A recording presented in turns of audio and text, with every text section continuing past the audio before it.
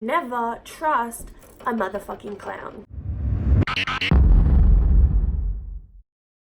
Hey guys, Merry Christmas! What's up? My name is Skyweb and I'm here to talk about a true crime story that I cannot get off my mind. Before I get started though, I just want to put out a little disclaimer that I mean no harm to any of the victims or the victims' families, and I wish everybody who was hurt within this story the utmost peace and solace either in rest or in recovery. Now we've got that out of the way, this is the second part of a two-part series of the clown killer John Wayne Gacy. So you should go watch the first part before you watch this one. It's all about John Wayne Gacy's early life and early crimes, and it kind of gives you an idea of what made him the man that he was, if you can call that a man. And this video is going to be detailing all of his murders, his confession and conviction. And now I'm just going to jump into it. So the first known murder was that of 16-year-old Timothy McCoy.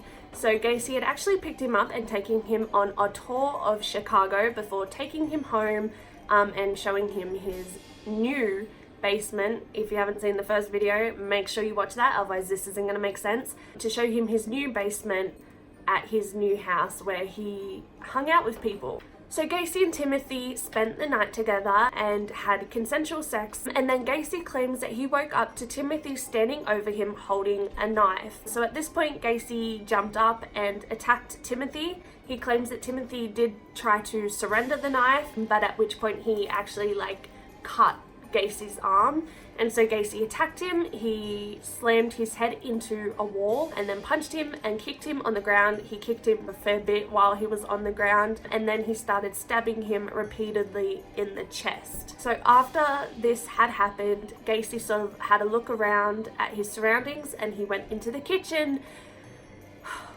Take a breath. He went into the kitchen where he found breakfast had been made and the table had been set up for two. So Timothy had been holding a knife because he heard Gacy stirring in bed. He had made breakfast for both of them and then decided to go wake Gacy up and surprise him to eggs and bacon for breakfast. So this poor fucking kid had been in there probably humming, making breakfast, thinking he's being a nice person, feeling all happy and I just had a good day and just feeling good about himself. He makes breakfast for this absolute cunt and then gets killed because of it. That shit drives me mental. The fact that he was making them breakfast, he was being nice to you, dude. That hurts my heart. Anyway, Gacy ended up burying Timothy in the crawl space beneath his house, and he actually admitted that when he killed Timothy by stabbing him, that he orgasmed as the boy died, which is fucking disgusting. He made you breakfast, dude. He made you breakfast. Fuck you. So his second victim was unidentified, unfortunately, and he had been strangled to death. He'd actually been stored in Gacy's closet for quite some time before he got rid of him. And this is sort of where he learnt different things about the human body. So when you die, certain things might come out of your mouth, like bile and vomit and shit like that. And so Gacy learned this by keeping him in the closet, and he vomited and biled or whatever the fuck on some carpet, which sort of taught him a lesson on how to deal with the other bodies later on. And then he buried him beside the fire pit in the backyard. He then attempted to murder 15-year-old Anthony Antonucci. So he got the boy really intoxicated and then handcuffed him. But luckily the boy was able to slip one of the handcuffs off and actually wrestle Gacy to the floor. And he managed to put the handcuffs off of him and onto Gacy instead. And Gacy was actually really impressed by this. And so Gacy sort of manipulated him to make a deal so the boy would let him go and Gacy would just leave, and that'd be that, and they'd say goodbye. And so that's what they did, and that's kind of, in my opinion, a massive fuck up, because had he maybe left him there and called the police, he wouldn't have had the chance to murder so many people. But anyway, he let him go and the boy obviously lived. And that was that. So 1 week later, in 1975, one of his employees, 18-year-old John Butkovich, I'm so white. Anyway, John went missing. So Gacy said that he had convinced the boy to let him handcuff him and sort of turned it into a game. Like, if you can get out, then like, you win the game. But then Gacy ended up strangling him to death and he buried him in the backyard. And so an investigation went into this boy's like disappearance. He wasn't claimed to have been dead, he was just like a missing person. And Gacy was actually investigated, not investigated, but he was questioned about this boy's death and nothing came from it. But that being said, the boy's family were very suspicious of Gacy, far more suspicious than like the police department were. So the family actually called and harassed the police. They called the police over 100 times, begging, pleading, demanding that they question Gacy further and look into Gacy further, but the police didn't. Good on you, boys. So at this point, this became like a regular pastime for Gacy. He would get boys over, he would fill them up with drugs and alcohol, he would handcuff them as like his party trick. So he'd dress up as a clown when he was committing these murders, and he would make sure they were handcuffed, and at that point he would rape and torture them pretty extensively. And then after that, for his like final finale trick, it was called the rope trick. So he would get out a rope, tie it around the boy's neck, and then strangle them to death. So his murders and crimes progressively got more and more sadistic as time went on, and he would always act out his clown persona when he was committing murders from this point on. So his new wife, he had a previous wife, make sure you watch my first video, otherwise it won't make sense. His new wife found like numerous men's wallets and clothes that wouldn't fit Gacy, and like random belongings that was just weird. It's a weird thing to find in your home. And she questioned him about it multiple times and was always shut down, and so they both agreed to have a divorce in 1975. After this divorce, he actually killed a lot more for the fact that he had like a free house. He didn't have to worry about anyone coming home, he didn't have to worry about hiding things, he was free. And so 1976 was a huge year of torment because of John Wayne Gacy. A month after the divorce had been finalized, Gacy abducted and murdered 18-year-old Daryl Sampson. Then on May 14th, Randall Reffett went missing as well. So Gacy had actually abducted Randall and was taking him home to do his usual performance and like murder and rape and torture. But he had accidentally killed Randall in the car on the way home because he had like shoved something in his mouth to keep him quiet, and the boy had actually died of asphyxiation. And so Gacy didn't get to have his fun with him, and he wasn't satisfied. So only mere hours after Randall had gone missing, another boy went missing. This time it was 14-year-old Samuel Stapleton, and both Randall and Samuel were buried together. Then on June 3rd, he murdered 17-year-old Michael Bonin, and he was buried in a crawl space as well. 10 days later, William Carroll was murdered and buried beneath Gacy's kitchen. And then within this time, another boy was murdered, but he was unable to be identified, and he was buried above the body of 16-year-old James Hackinson, which was then in turn buried above 17-year-old Rick Johnson. Then in July 1976, David Cram was employed by Gacy, and he actually moved into his home. So at this point, Gacy had a construction company, and so that's what David Cram moved in for. He was like a construction worker. So Gacy tried his usual shenanigans and put the boy in handcuffs, but he was able to get out of the handcuffs and actually beat Gacy pretty violently until he was no longer able to pursue him. But David didn't even move out. He was literally attacked and put in handcuffs by his boss / housemate, and he didn't even move out. A month later, and Gacy showed up to David Cram's door once again, and he basically said to David, "Look, you don't know who you're messing with. It's better if you just give me what I want." But David didn't listen to this bullshit, and he resisted until eventually Gacy just let it go, at which point David finally moved out, but he continued to work for him. Then another 18-year-old boy moved in shortly after David had left. Ugh. Another unidentified boy was said to have been murdered between August and October, and he was buried above William Carroll, who was murdered back in June. And beside him was Rick Johnson, who had last been seen on August 6th. And then a second unidentified boy was said to have been murdered within the same time period, and he was said to have been aged between 18 and 22. They weren't entirely sure. In October, Gacy abducted two teenage friends, Kenneth Parker and Michael Marino, and they were both killed and buried together. 2 days later, 19-year-old William Bundy was taken as well. Then in December, 17-year-old Gregory Godzik went missing as well. A month later, 19-year-old John Zick.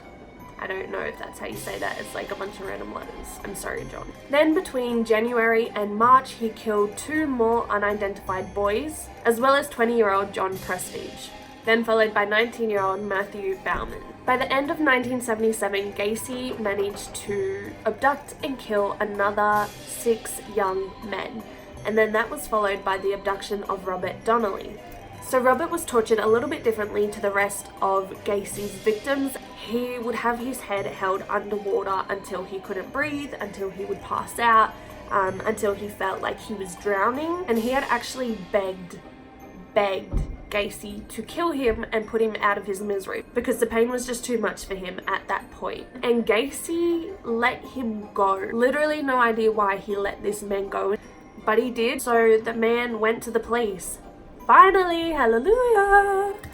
Except the police did nothing about it because Gacy claimed that they had consensual sex rather than rape, and that the torture was actually consensual as well because it was like a bedroom, like bondage, BDSM, fun thing, and that it was all consensual, and the marks had like come from that rather than being tortured, which is absolute bullshit. So it is absolutely insane to me that the police looked at this man who had previously spent 10 years in prison for sexual assault and said, yeah, no, these horrific marks and this person who was clearly traumatized, he's lying because the whole thing was consensual. Like, how do you come to that conclusion? So then Gacy killed 19-year-old William Kindred, and he was actually the last person to be buried in the crawl space ever. After that, he abducted 26-year-old Jeffrey Rignall. And Jeffrey was different for a number of reasons. The first being he was significantly older than Gacy's usual victims. Usually they were quite young men, and 26 was obviously older than like the 15 to 18-year-olds he usually dealt with. And second of all, he was like a well-known author. So this person actually wrote a book about his experience with John Wayne Gacy, and keep in mind he was heavily traumatized by this experience. I think it'll just be so heavy, but if you're into that kind of thing, definitely check that out because I think that's really fucking interesting. So Jeffrey was chloroformed and taken back to Gacy's house where he was then tortured. Gacy tortured him for quite some time using candles, whips, and other like instruments, and then he chloroformed him some more, like on and off throughout the entire experience. For some reason, he also let Jeffrey go. Again, I have no idea why he would let him go after committing such horrific crimes to him, but he did. Jeffrey reported the rape, torture, and abuse, and nothing was done about it. Nothing was done about the entire situation until Jeffrey and his own friends actually tracked Gacy down himself, and it sort of started a whole big commotion, and then finally, police got involved. Gacy managed to kill 5 more people over that time, and he actually threw them off the I-55 bridge. But that was like a really long list of really unfortunate events. There's a lot of people who died, and it's really unfortunate and it's really devastating. Once police did get involved, they found quite a lot of evidence. So they found handcuffs, drugs, licenses that didn't belong to him. They found child pornography, police badges which he had used to convince people to get into his car. They found guns and ammunition. They found stained carpet, hair samples, a switchblade, and then they even found several items of clothing that clearly belonged to teenagers and never could possibly fit John Wayne Gacy, who was still fat to this day, just so you know. And investigators actually did go into Gacy's crawl space, but they left fairly quickly due to the rancid smell, which they pretty much just summed up to bad, plumbing. So they set up a 24-hour police surveillance on Gacy, and Gacy wasn't even bothered by this. He enjoyed it. It was like a thrill to him. He managed to evade police a number of times. He would sneak out of the house without them knowing, and he'd arrive at A and then be at B before they realized he had left A, and he just got off on it. He got off on evading them so well. And then he'd serve them breakfast and act like everything was fine and have a good old chat. And he even went as far to joke around with them, and one of them were like, "What are you doing today?" And he's like, "Oh, just hiding dead bodies, ha ha ha." Funny, you're asking for it now. Then things started to fall into line. So one of the boys who had gone missing had bought something previously to going missing, and his family knew about it, and the receipt was actually found in Gacy's home, so that tied him to this missing boy. So they knew that Gacy had something to do with this missing boy now, which was an integral clue to the investigation. On top of that, he had employees that previously worked for him come forward and admit that he had them dig up trenches in his crawl space, which is obviously very suspicious. And then on top of that, they did an array of forensic tests. So at this point, Gacy was getting nervous. He began day drinking. He was doing drugs more regularly. He even went so far as to do a drug deal in front of the surveillance team, in front of the police that were watching him, and so he was arrested for doing a drug deal right in front of them. At this point, he claimed he would commit suicide. He was really intoxicated, but he kept asking for more alcohol because he couldn't handle the pressure, I guess, of being arrested and thinking he was going to get caught. And when a search warrant was awarded to the police to search his home, he freaked out. He complained of such bad chest pains that he had to be taken to hospital because they thought he was having a heart attack. So then Gacy visited his lawyer, and he was given a big bottle of whiskey at his request, and he started rambling about a bunch of nonsense until he started confessing. He confessed to the kidnapping and luring of victims. He confessed to impersonating police officers. He confessed to the rape, torture, and murder of over 30 people. And he was so intoxicated that he actually fell asleep. And he just passed out on the table and had a nap.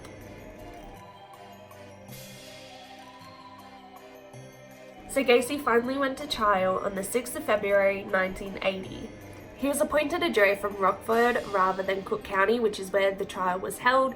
Due to the media coverage, they wanted a non-biased jury, and he had the audacity to plead non-guilty by way of insanity, with the support of 3 psychologists backing him up, claiming he had schizophrenia with multiple personality disorders. So that's a pretty huge claim. Of course, the prosecution moved to dismiss this by demonstrating how premeditated Gacy's murders were. They were premeditated, and that demonstrated that no, he wasn't insane, he could make decisions, and he made the decision to prepare to murder people. So then his lawyer actually changed tactics, and instead of harping on the fact that he was taking an insanity plea and not in the right frame of mind, he decided to take advantage of the fact that 13 of the murders had actually been caused by asphyxiation. 10 of the murders were unable to be identified, and only 6 of the murders were from strangulation. So his lawyers claimed that all of the deaths had been accidental and had been caused by rough and consensual sex, with the one exception of the first boy who was stabbed. So that's pretty disgusting, to say the least, because these people were raped. They weren't just having sex and then he killed them, he raped them. So for him to use consensual sex as an excuse for their death is disgusting. So Jeffrey Rignall, the author who Gacy had chloroformed and abused, actually took the stand to try and demonstrate the sadistic nature and intention of what Gacy had done. And he was weeping and crying and just devastated throughout the entire thing. And they cross-examined him, which was really brutal on him. They definitely didn't go easy. It wasn't until Jeffrey had actually vomited, he threw up all over the stand, and that's the point where they were like, okay, you could go. Up until that point, they didn't care how distressed he was. They just wanted answers, whereas now they actually had to let him go. I'd demand you all go buy his book to support him, but he actually passed away in 2000, so poor guy. So after him, a number of other witnesses came forward to demonstrate the same thing. And then Gacy himself actually wrote a letter to the judge and claimed that his lawyers had pleaded insanity without his permission, and he begged for him to take the stand because he wanted to defend himself. And he said that he had requested to take the stand and his lawyers didn't let him, so he was basically complaining about his own defense, but the judge dismissed it. The state then had a 4-hour closing statement, followed by Gacy's defense asking for an insanity plea and even nitpicking the witnesses' testimonies to string together some sort of evidence that Gacy was unable to control his actions. Then they even tried to convince the jury that a mind like Gacy's should not be wasted in jail or on death row. Gacy's mind should be studied for scientific purposes in a mental facility rather than prison. So the jury deliberated for about 2 hours before returning with a verdict. So Gacy was sentenced to death for the 12 counts of murder in which the prosecution had sought execution via lethal injection. He was on death row for about 14 years, where he painted a lot of self-portraits, and these artworks have actually been in exhibitions and have sold for up to $20,000. A lot of them were depictions of his clown personas, and it's so creepy.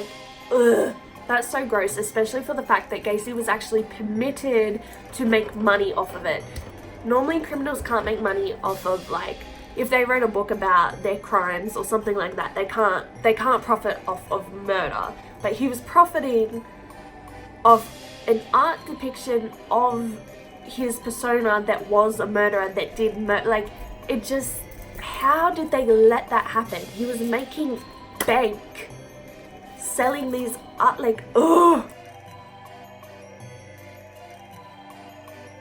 On May 9th, 1994, John Wayne Gacy was killed via lethal injection after devouring a bucket of KFC for his last meal. His last words were, "Kiss my ass." So his body was cremated, but his brain was actually removed.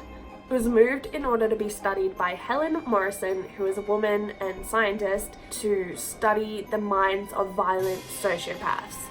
So that, my friends, is the horrific story of the infamous clown killer, John Wayne Gacy. I want to know what you guys think about this one because it is insane. I want to know what you think about how long he was able to get away with this, that it took so long to catch him. I want to know what you think about the police, whether they did the right thing or the wrong thing. I want to know what you think about the victims, testifying. And I want to know what you think about having his brain removed, because that is, nuts. So let me know what you think down in the comments below, or you can head over to my Facebook, which is Skyweb with 3 Bs, and let me know there. I would love to hear your thoughts. So make sure you give this video a like if you feel like it. I would really appreciate it. And make sure to subscribe. I post every single Thursday all about true crime, and every single Thursday of December is going to be Christmas themed. This one wasn't very Christmassy despite my Christmas outfit, but next week will actually be Christmas themed. So make sure you're subscribed so you don't miss it. So make sure you guys are being safe out there. Make sure you never go to someone's house for drugs and alcohol. Just make them go to your house for drugs and alcohol. Never, ever make somebody breakfast, because you will get murdered for it. And make sure you never go near or never trust a motherfucking clown, because they're evil. Thank you for watching. Bye.